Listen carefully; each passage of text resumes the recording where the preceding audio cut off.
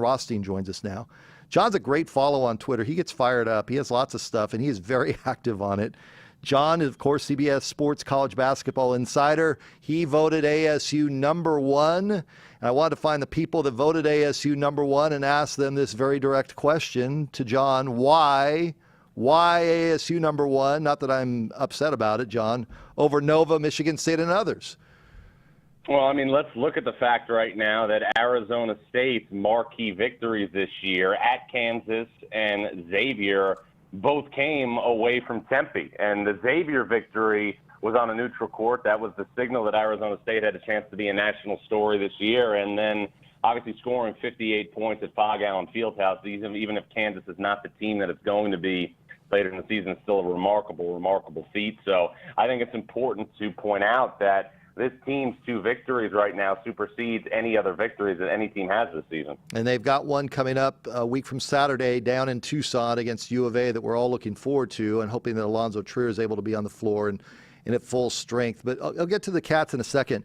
When you look at the job that Bobby has done out here, this program, I was a color analyst for years and years. It was a doormat. It had done nothing right. What is it that he's been able to change from your view, John? Just, I think, the mindset that we're not going to settle for less because we're Arizona State. We're not going to be in a situation where we're going to accept being less than one of the elite programs in the Pac-12 because we're Arizona State and we don't have the tradition that other programs have. And I think it's the same thing that made Bobby Hurley such a great player at Duke. And that fire and that relentlessness to be obviously one of the top programs on the West Coast is permeating through his players. Guard you. Do you buy that? Is it too early for the hype? You like that?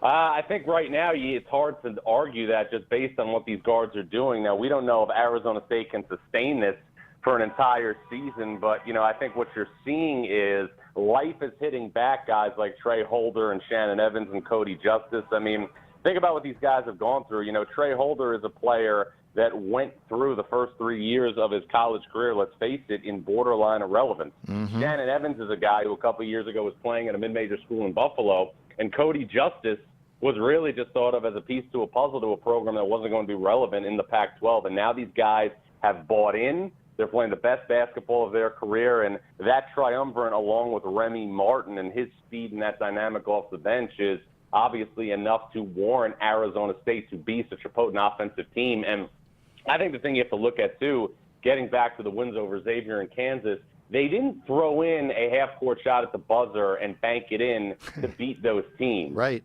Arizona State averaged 98.5 points a game in victories over the Musketeers and the Jayhawks. It was not a victory. It was a decimation. No, that's a good way to put it. John Rothstein with us, CBS Sports College Basketball Insider. ASU ranked number 3 tonight. They have Longwood, Friday Pacific, and then a week from Saturday in Tucson against the U of A Wildcats. I'm looking more at the development of Mitchell and Romello White inside. I know what I've got if I'm looking at the guards of ASU, but when they play against Ayton next week in Tucson and some of those types of matchups when you get into March, what are you seeing out of the interior play out here? Well, the one thing I can tell you is taking in an Arizona State practice before the season, the guy who stood out that Saturday morning in Tempe was Mickey Mitchell.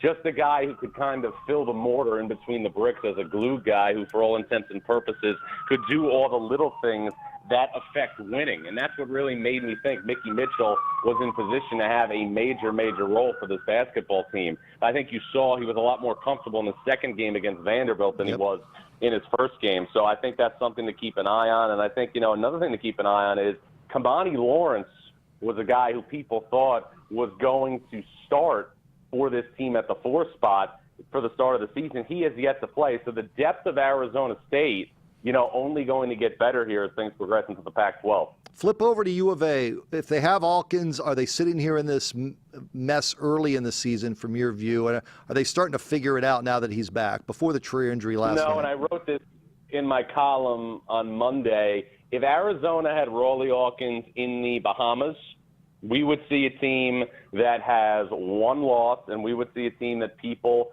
were starting to look at as the team that I think everybody expected at the start of the season. I think that really allowed people to get a lot more concerned with Arizona's situation. And the truth is, nobody would have thought that the sky was falling if Rawley Alkins had played. Switch it over to DeAndre Ayton. If you're if you're parsing big men this year, John, I know they're different type of players.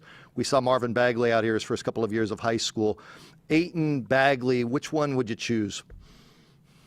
Great question. I right now would go with DeAndre Ayton because it's so rare, in my opinion, to have a guy at his size be able to do all the different things that he can do on the basketball court. And, when you look to it, his age, he's so young.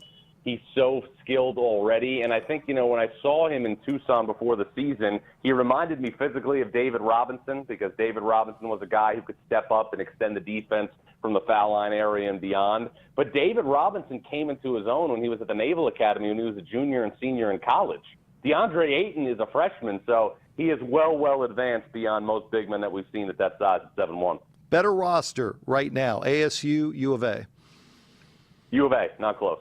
Really? Not close? In what Not areas? close. In what areas?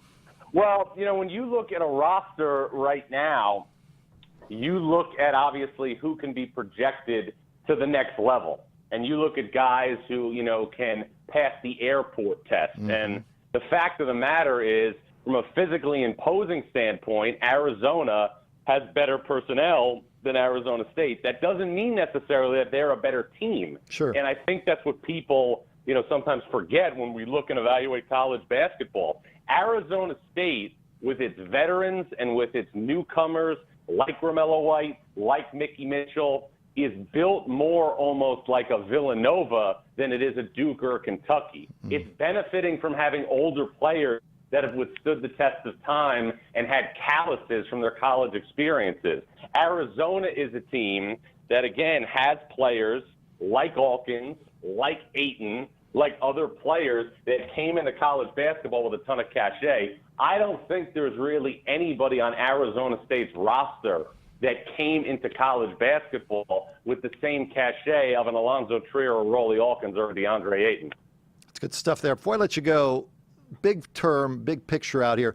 Everybody following Arizona State basketball, or people that are now climbing on the bandwagon, are wondering the question of being able to keep Bobby Hurley in Tempe. What's your view of being able to keep Hurley as part of the Sun Devil Nation out here? Well, right now you look at this situation, there is major pressure on Arizona State's administration to get something done and get something done quickly. Because let's be honest right now, Arizona State is not a brand name program in men's college basketball. But because of Bobby Hurley, Arizona State is the early story of the 2017-18 season because of the win against Xavier, because of the win against Kansas. If Arizona State doesn't lock up Bobby Hurley before the coaching carousel spins in March, when we see high-profile openings happen, he is going to be on the short list. So if that is going to obviously be enough to scare Arizona State fans, I can't even think about how the administration feels. So the sooner this school locks up Bobby Hurley to a long-term contract, the better, because right now, for the first time in a long time, Arizona State basketball matters. And I don't know about you, but when people think about the holidays and they think about sports, a lot of people get excited for the NFL playoffs. Right. Other people look forward to bowl games. And then the diehard college basketball fan is going to look ahead to conference play. The one game nationally that everybody is talking about in college basketball when you look at the start of conference play is Arizona State, and it's resonating from coast to coast like butter and toast. Yeah, that's good stuff. And they've got to get a building put together for Bobby out here, too. Wells Fargo is an ancient dump, and there's no other way to put it. So I think that's got to factor in for him. Hey, John, really good stuff. Appreciate you joining us. Thanks again. Thanks, guys. John Rothstein there, CBS Sports College Basketball Insider.